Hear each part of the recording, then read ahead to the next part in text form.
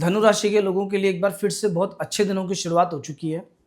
आप कितना इन दिनों का फ़ायदा उठा पाते हो, ये आप पे डिपेंड करेगा। दोस्तों, अभी तक चतुर्थ भाव में शनि के साथ मंगल आपको चल रहे थे। शनि का कंटक आपको पहले से चला हुआ है। बृहस्पति सप्तम भाव में है, केतु भाग्य स्थान में है। ये सभी स्थितियाँ कोई ख़ास अच्छी नहीं थी। लेकिन अभी क्या हुआ है, एक तो पंचम भाव में आपको सूर्य और मंगल 2 ग्रहों का योग एक साथ हो गया है। सूर्य राजा है, मंगल उनके सेनापति है। मतलब राजा के साथ सेनापति मिलकर पूरा सपोर्ट कर रहे हैं उसको। छठे घर में शुक्र अपनी स्वराशि में आ चुके हैं और इस वृषभ राशि में सप्ताह के अंतिम दिन में चंद्रमा रहेंगे उच्च राशि में। क्या फल मिलेगा आपको? देखो, सबसे पहले तो पंचम भाव में जो सूर्य मंगल है, इसको समझ लो आप। 5वां घर होता है आकस्मिक धन लाभ का, संतान का, मैनेजमेंट का, डिसीजंस का, प्रमोशंस का और सडन कुछ अच्छा होने का, इष्ट देवता की कृपा का। सूर्य जब पंचम भाव में उच्च राशि में आते हैं तो व्यक्ति को यश और प्रसिद्धि मिलने का योग बनता है। उसको अचानक से कुछ ऐसा काम होता है कि जहां से उसको प्रसिद्धि मिले, यश मिले। दूसरा, संतान के संबंध में बहुत अच्छे फल मिलते हैं। मतलब संतान आज्ञाकारी रहेगी, संतान की ग्रोथ से आप प्रसन्न रहोगे। अचानक कहीं से धन लाभ का योग बनता है। अब अचानक धन लाभ कहाँ से होगा? या तो कोई शेयर मार्केट में इन्वेस्टमेंट किया हो जिसका रिटर्न अच्छा मिल जाए, या कोई जमीन आपने पहले खरीद रखी हो वहां से अच्छा मिल जाए, या किसी को जमीन दिलवाने से, मतलब कमीशन बेस्ड जो भी काम होते हैं उन सब से आपको पैसा मिले। तो ऐसी पॉसिबिलिटीज बनती हैं, लेकिन आपको इस दिशा में प्रयास करने पड़ेंगे। यहां जब सूर्य मंगल 2 ग्रह अच्छी कंडीशन में बैठे हैं तो कहीं ना कहीं मैनेजमेंट बहुत अच्छा रहेगा। मतलब काम पर, लोगों पर, परिवार पर, सोसाइटी पर पकड़ बनी रहेगी। मैनेजमेंट अच्छा रहेगा। कोई इवेंट अगर आपके घर में होता है तो आप बहुत अच्छे से उसको मैनेज कर पाओगे। लोग आपको अप्रिशिएट करेंगे 100%। यहां बैठे हुए मंगल और सूर्य ये इंट्यूशंस भी देते हैं, क्योंकि पंचम भाव होता है इष्ट देवता का। आपके जो इष्ट देव हैं उनकी विशेष कृपा आप पे रहेगी। प्लस इस समय पर आने वाले 1 महीने में अगर आपको कोई स्वप्न आता है, कुछ एहसास होता है, कुछ शगुन दिखाई देता है या कुछ इंट्यूशंस आते हैं, तो इग्नोर मत करना। कहीं ना कहीं वो किसी अच्छी या बुरी चीज की तरफ संकेत आपको करेंगे, उस पर फोकस रखना है। वैसे कुंडली में अधिकतर देखना, जब भी कभी किसी का चंद्रमा केतु के साथ होता है, शनि के साथ होता है, पीड़ित होता है, उस व्यक्ति को इंट्यूशंस ज़्यादा होते हैं।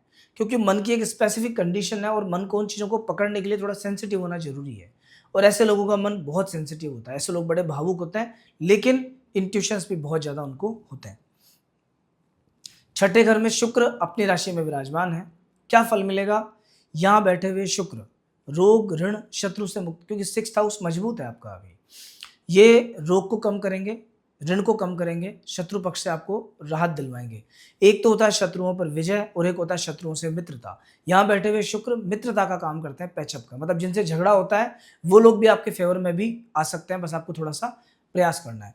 तो एक बार अब देखेंगे आने वाले 7 डेज आपके कैसे हैं। लेकिन उससे पहले दोस्तों, अगर आपके इस राशिफल में आपको थोड़ा सा भी कन्फ्यूजन होता है तो कहीं ना कहीं ये कन्फ्यूजन आपके लग्न की वजह से है।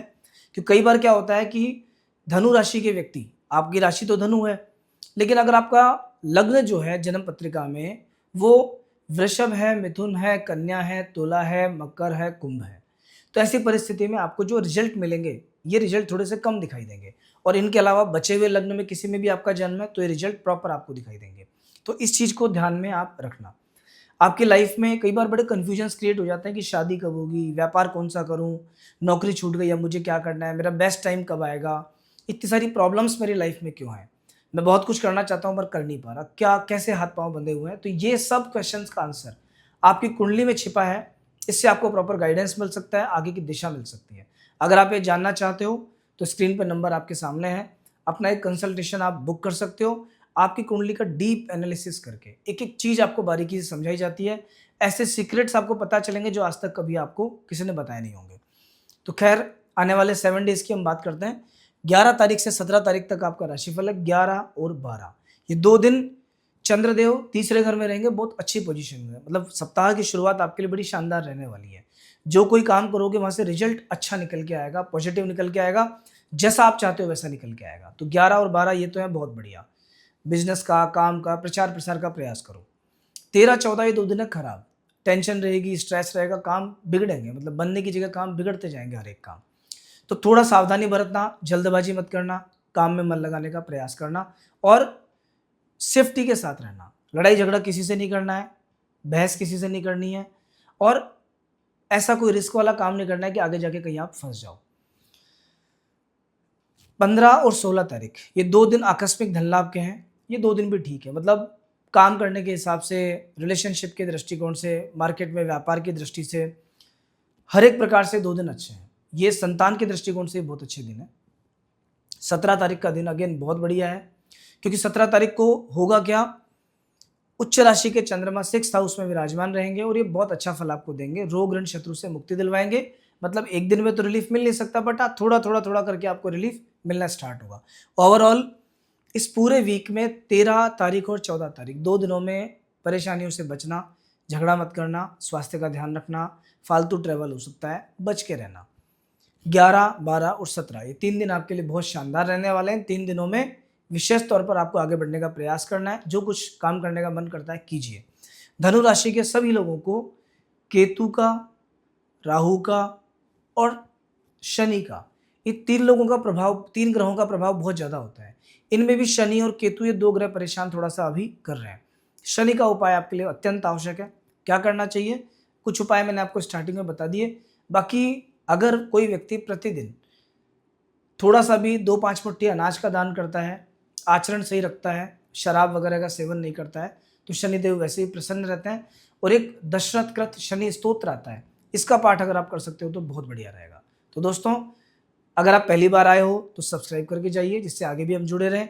और नेक्स्ट वीक हम फिर मिलेंगे नए राशिफल के साथ में। नमस्कार।